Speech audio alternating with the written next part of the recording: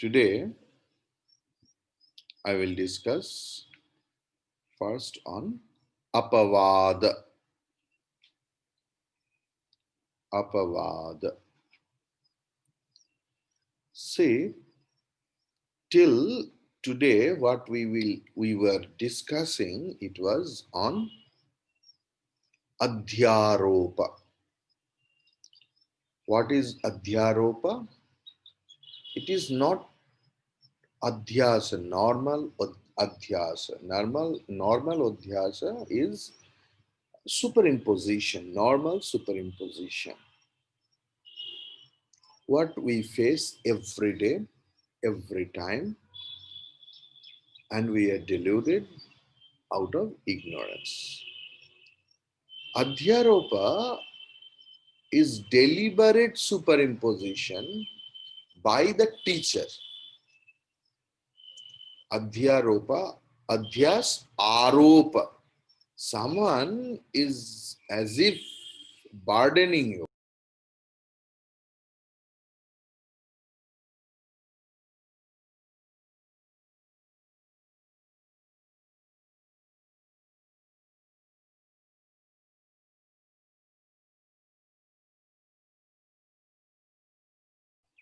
As if someone is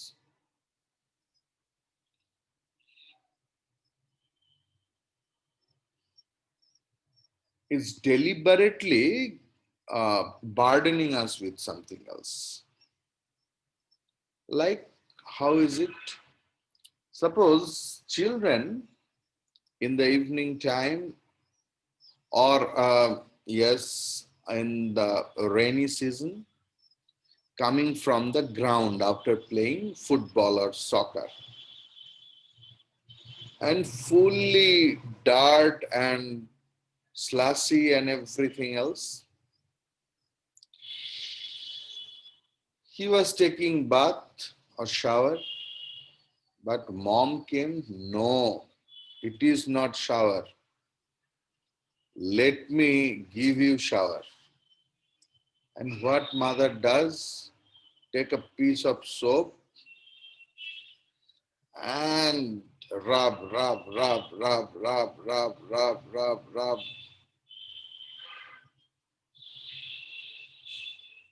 Then what happens? Then put the water and wash the dirt along with the soap. So, to make understand the supreme reality, Guru sometimes do soaping on us. Soap may be very costly or very cheap, but we never keep it on our body surface. We always wash it, wash with along with the dirt.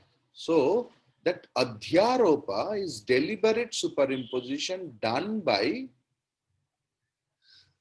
Guru to remove our general superimposition along with the deliberate superimposition. Okay.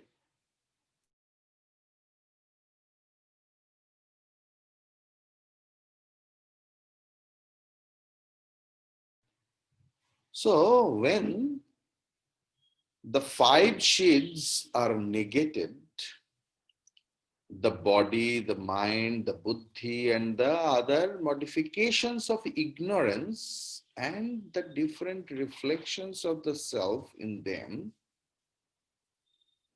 are also negated.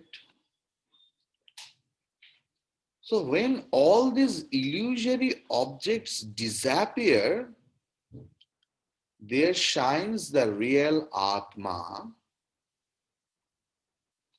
which is eternal, which is omnipresent, and which is all powerful, and realizing which within himself a man becomes free from sin, fear, grief, taint, and death, and becomes the embodiment of please.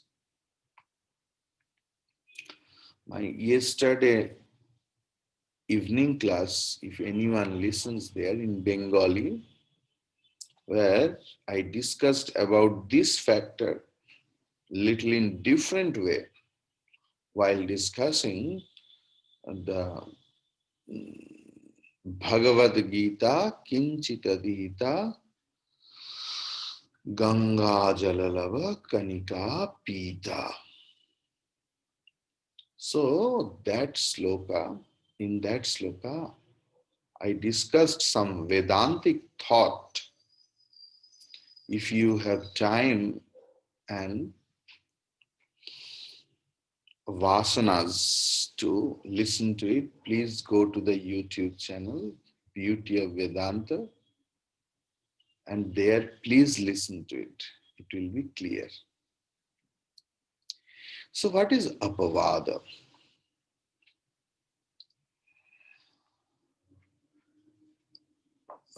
So you are clear what is Adhyaropa? It is superimposition of the unreal upon the real.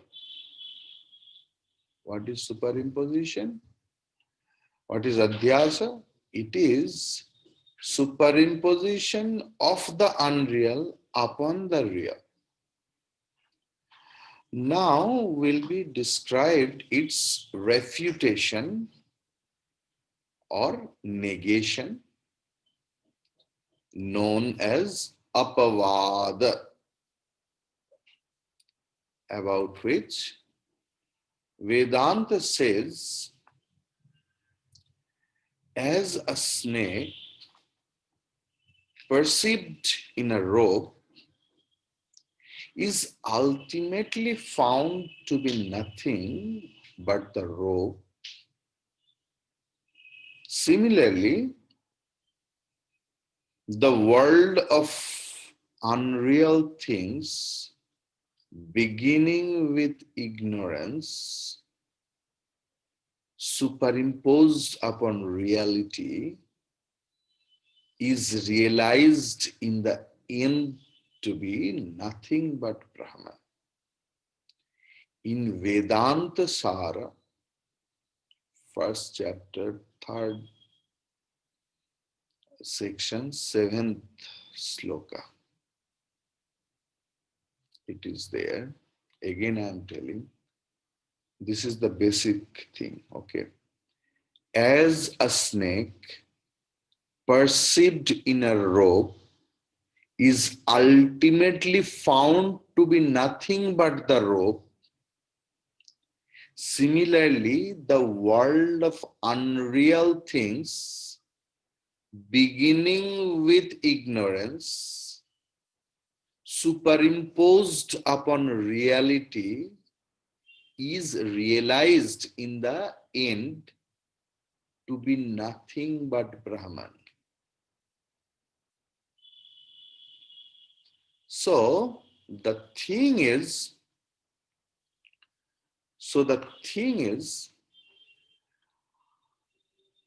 it may be contended that after the negation of the five sheaths and the mind and ego unreal,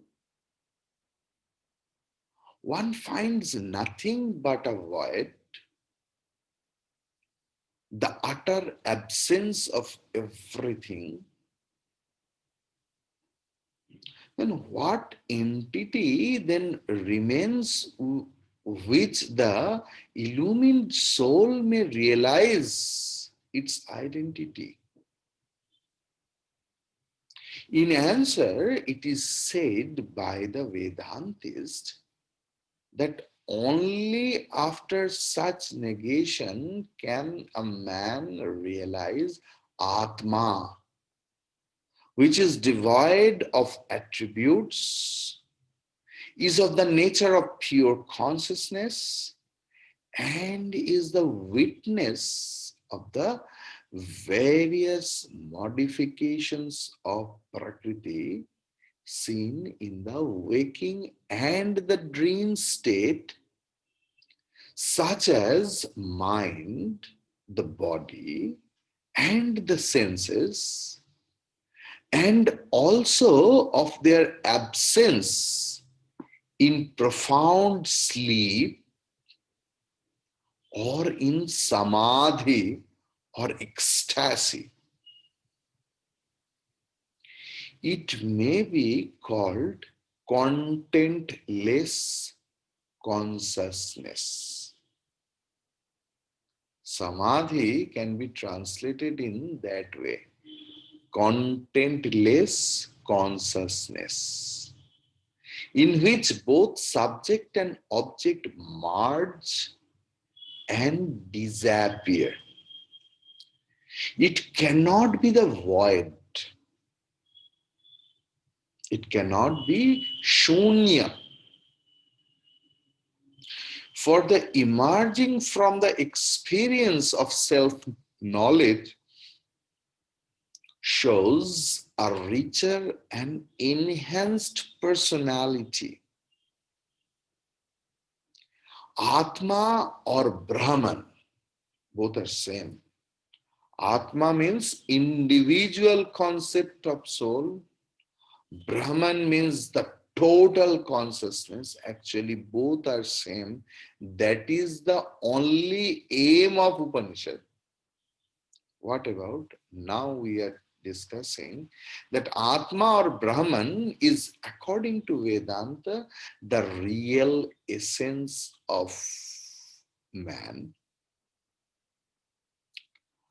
After the realization of this all-pervading consciousness, a man discovers his true self, just as after entering the ocean, a river, discarding name and forms, find its real source and ultimate goal.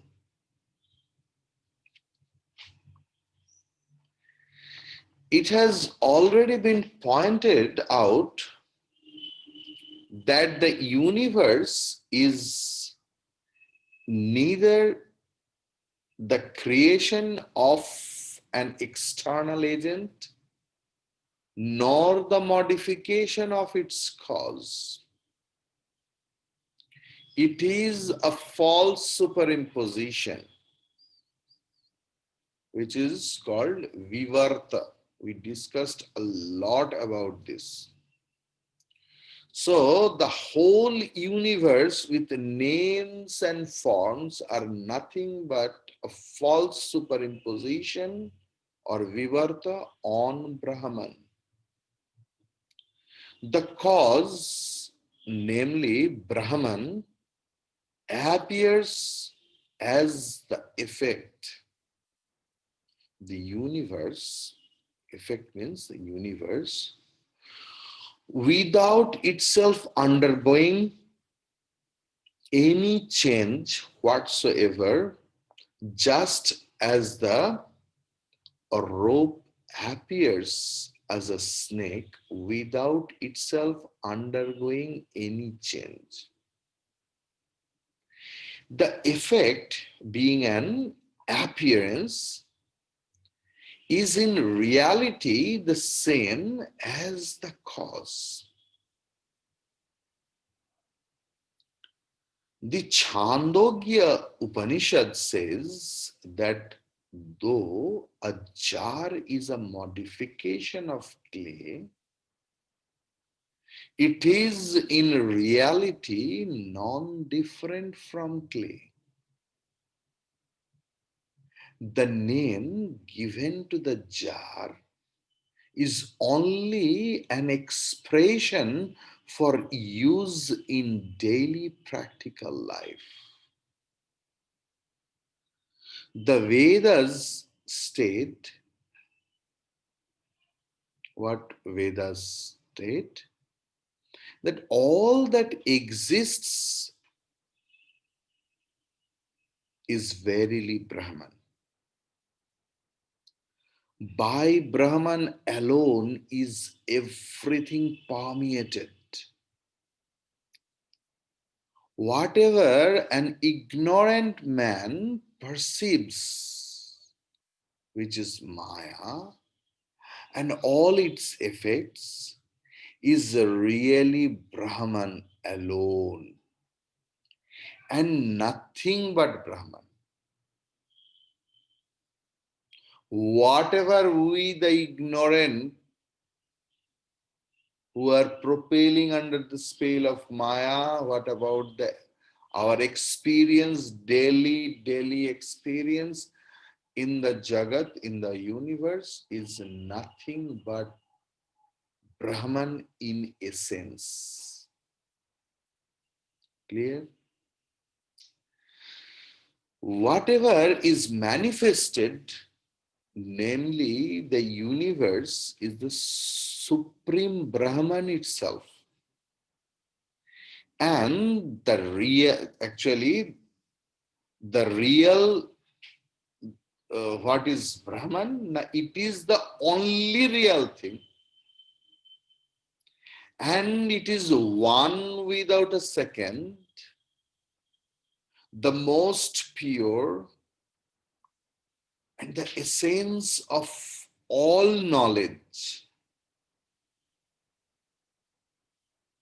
the taintless, the beginningless, anadi,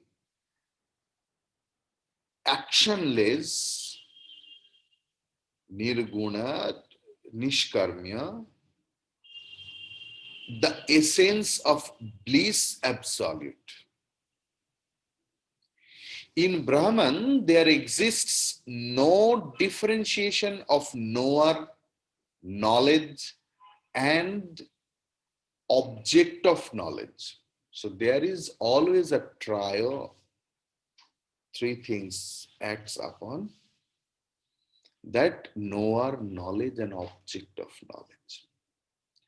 According to the non-dualists, the true nature of Brahman is realized through Apavada, the method of negation. It is not the reality of the universe that is negated, which, being Brahman, always exists. So what is really negated is the illusory notion of the ignorant that the universe of name and form is real in itself, or name of form is independent of Brahman. That wrong thinking part will be negated. The universe, the innocent universe, will be as it is. We will be as it is. Only our thinking process will be corrected little bit, just little bit. Which one? The portion of our thinking which propels us to think, to believe, to accept the name and form of the universe as real. Only this thinking part will be corrected or negated. That is Apavada. So, according to the non-dualists, the true nature of Brahman is realized through Apavada only. Okay. So, now the thing is, since the effect is in reality the cause, the aspirant realizes through the method of negation that the gross physical universe, consisting of different planes, the various physical bodies and the different kinds of food and drink uh, for living being, which is suitable for living being, are in essence nothing but their cause, namely the five gross elements. The five gross elements, together with such objects as sound, form, and so on, and the subtle bodies, are nothing but their cause, namely the unmixed subtle elements, or apanchikrita panchamahabhuta. The five unmixed elements are in essence nothing but their cause. Clear? Now the thing is, and this is called Saguna Brahman, consciousness associated with ignorance or Maya. The cosmic ignorance and the consciousness associated with it are nothing but the transcendental Brahman or pure consciousness.